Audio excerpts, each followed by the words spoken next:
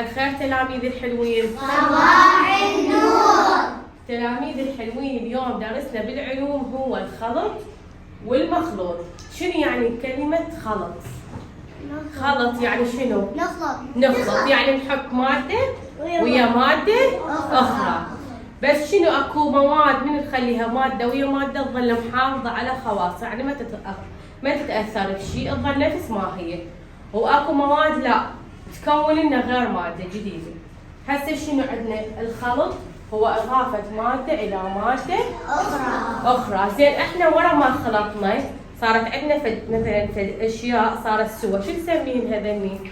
نسميهن المخلوط. شو نسميهن؟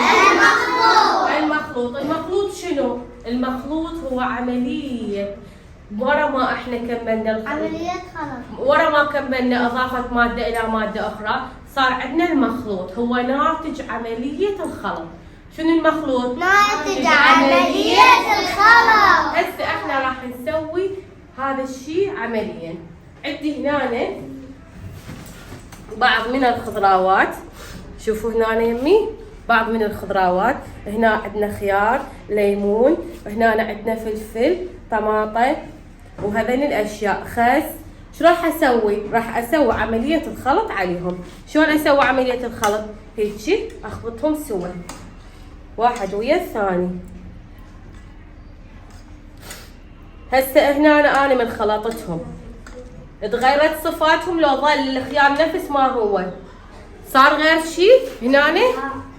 هنا ما تغيرت الصفات، لان هنا انا اقدر افصلهن. مثلا اقدر اوخر الطماطم، اقدر اطلعها واحد، اقدر اطلع الخيار واحد. هنا هاي العمليه، عمليه الخلط، ما تغيرت الصفات مالت الماده، ظلت مثل ما هي. افتهمنا ماما؟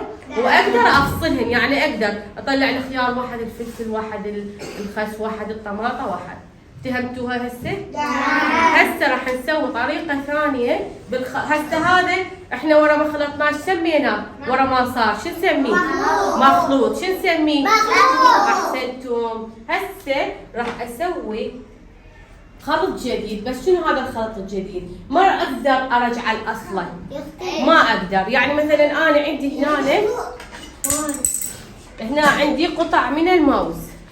هاي هنا عندي قطع من الموز، راح اسوي عصير. هذا العصير شنو؟ يصير انا اخذ بس الموز واخليه بالخلاط ويصير هيك من وحده عصير؟ لا.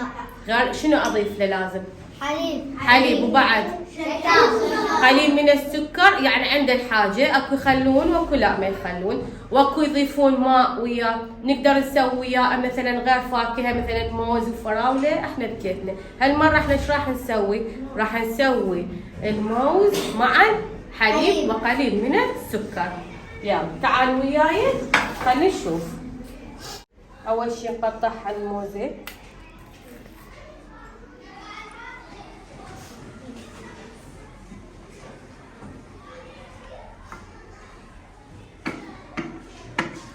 قطع صغيرة. عندي هذا المقطع هنينا اضيفه، وهاي قطعة من الموز كذلك. تبي تنتبهون علي يا ماما ايش دا اسوي؟ نعم. هسه انا خليت قطع الموز، ايش راح اضيف عليه؟ راح اضيف عليه بعض من الحليب.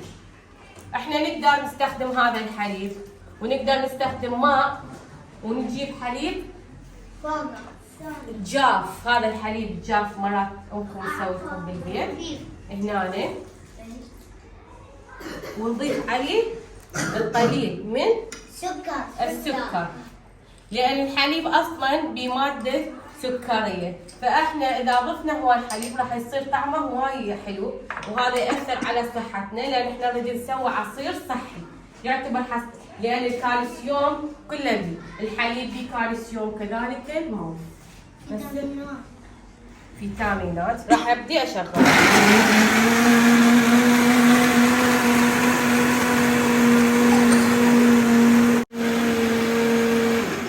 هنا أقدر أشوف القوام مالته.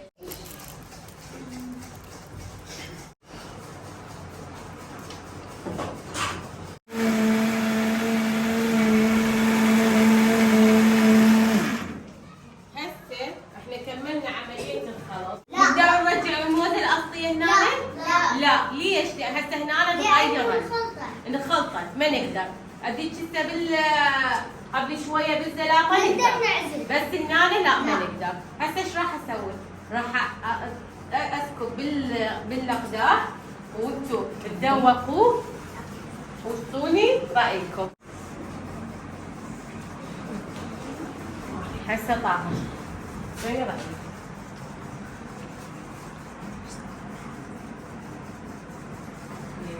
العافيه حبيبي. شوفها طيب. شوفها طيب.